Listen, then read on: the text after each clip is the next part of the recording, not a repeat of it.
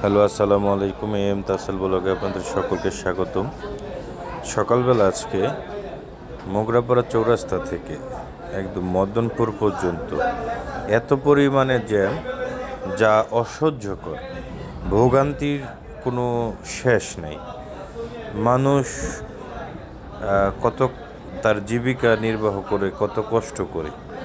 দূর দূরান্তের মানুষ এই যে জ্যামের মধ্যে অ্যাম্বুলেন্স বসে আছে, গাড়ি বসে আছে, কারো কোনো দেখার কোনো কেউ নাই। কে দেখবে?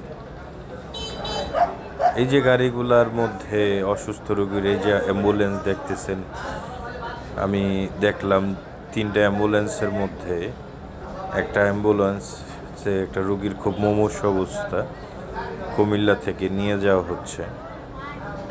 তো আসলে এই রুগীটার কী হবে জানি না, তবে এগুলা দেখা উচিত প্রশাসনের।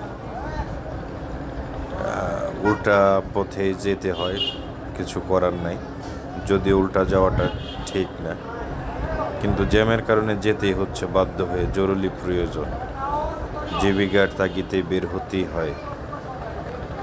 সবাই ভালো থাকবেন, সুস্থ থাকবেন, দোয়া করবেন।